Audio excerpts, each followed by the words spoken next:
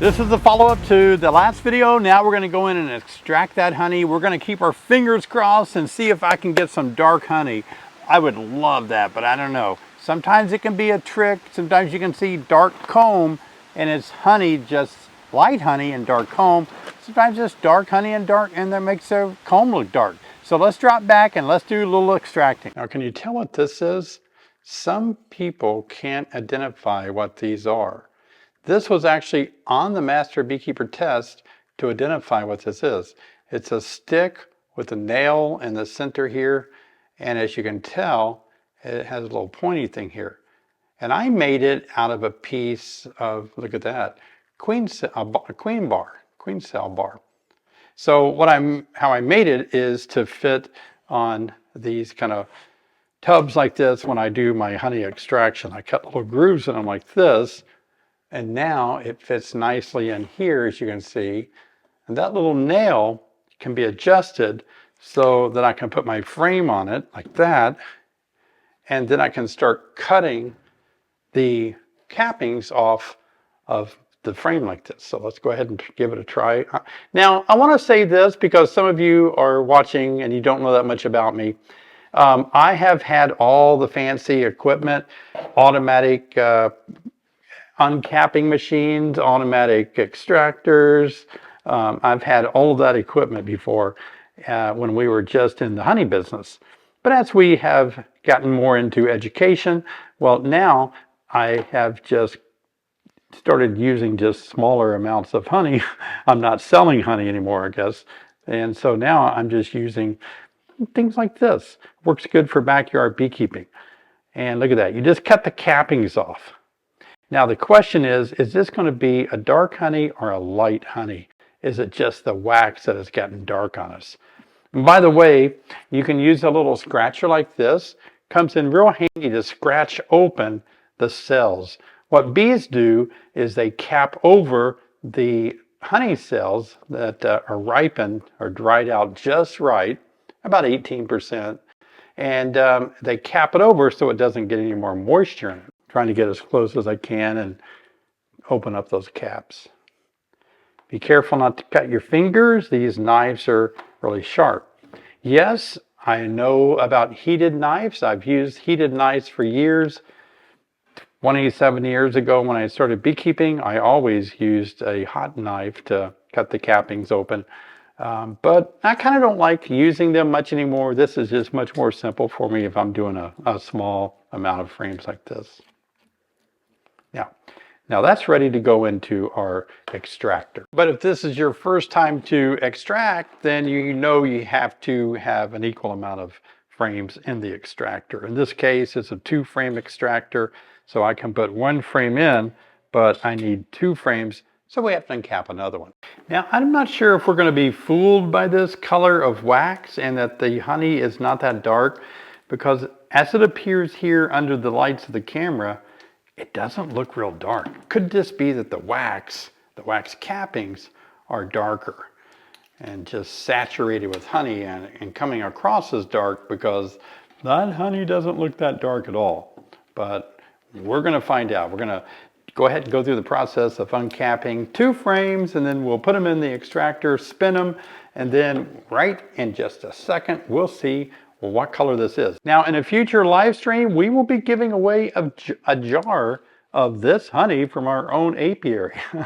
So if you want a jar from us, be sure and watch our live stream every Thursday night at 7 p.m. Central Time. It's a great live stream. We come together as Beak Squad, and you guys can always ask me questions about beekeeping, and we have a lot of fun together. So I'm going to use my scratcher here to uncap whatever didn't quite get cut open.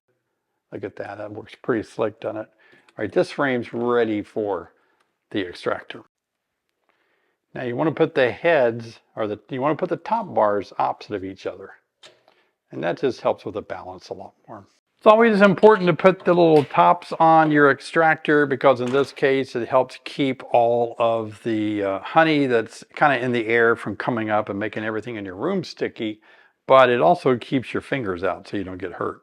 So what you want to do now, number 1, warning, the first thing you have to do before you start spinning is this. You have to make sure that the gate, the honey valve down here is closed, and you have to make sure to lock the little wing nut so this thing will be ready to go. Otherwise, you're going to lose all your honey on the floor. All right, let's start spinning the 2 frames of dark honey. See what happens. What I like to do first is, because this is just a 2-frame extractor that's not bolted down or anything, I like to spin it kind of slowly, and because the frames aren't going to be equally balanced out, but I want to get as much as I can out of one side. And that's going to help me balance the extractor a little bit. Now I'm going to take the tops off so you can see what it looks like. And if you look closely, you can already see that honey is being spun and it's hitting the wall. The faster you go, you can see that honey being slung out against the wall. Now let's stop it to help it balance because it's not bolted down. Let's just go ahead and rotate these to the other side. A centrifuge is actually spinning the honey out of the cells like this. And so each frame has to be rotated to the other side. Now I used to have a 64 frame radial extractor, and so it spun the honey out where I didn't have to rotate it. I could put 64 frames in at once and they would spin both sides out at one time, motor driven. That was really nice. And like I said, that's when I was really doing a lot of honey. All right, let's get a little bit of honey out of this side. That way it's going to help us spin it without it wobbling so much. It does smell good.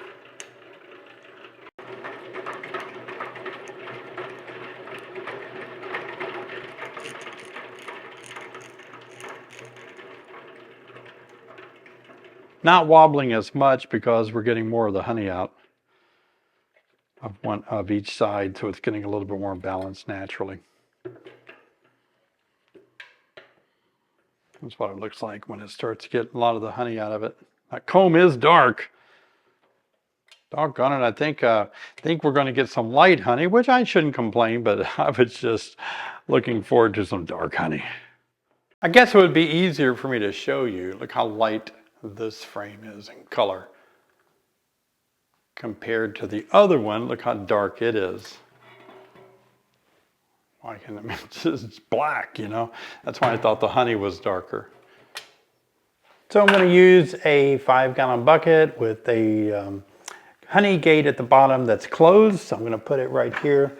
And then on top of that, I'm going to use, this is, I think, a 400 micron filter or strainer. Not really a filter, so I'm going to use that just to catch bee wings or pieces of wood off the extractor. So now comes the fun part. We get to see what color the honey is. Let's take a look.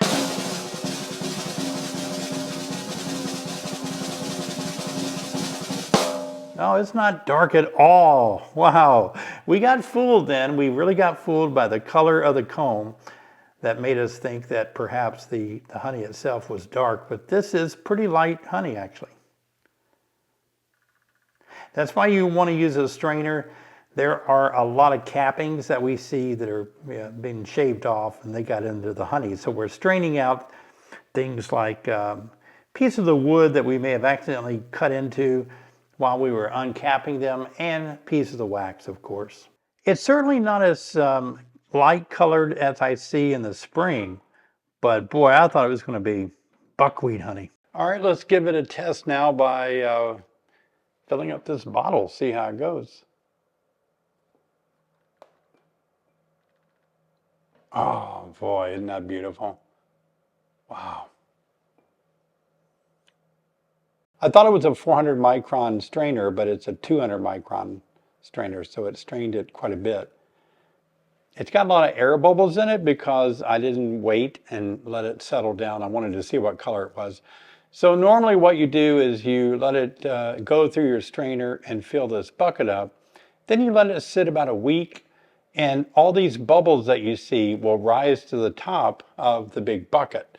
And then when you fill it, you'll get a much more clear honey, because this looks cloudy because of all the bubbles in it, but it's for myself, so I don't really care.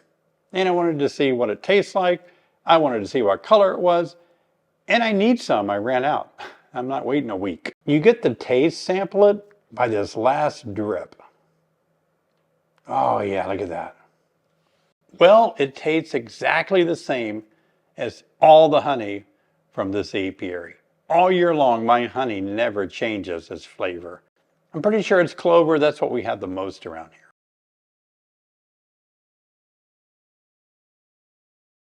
All right, so we've allowed this to sit here for 24 hours. Now we're gonna see if we have less bubbles than we had side by side. Maybe I can overlay this in the edit room. Let's see if this looks a little more clear. Well, I can tell already. Indeed it does. Wow. Isn't that beautiful? If you ever get frustrated keeping bees, just keep a bucket of honey around and fill up a jar, and you'll remember why you do it. Now, filling up a jar like this, there are different techniques you can use to try to get less bubbles even in filling up a jar. Um, but the main thing is you're trying to get most of the foam, we call it, or the bubbles to rise up by letting this sit longer. Now, we could let this sit another 3 or 4 days, and more of the bubbles that are in honey would rise to the top. This is just after 24 hours. Look at that. All right, so let's compare side by side. What do you think? Got some bigger bubbles, but not a lot of the smaller cloudy type bubbles. The other one is just much more cloudy. This is much more clear.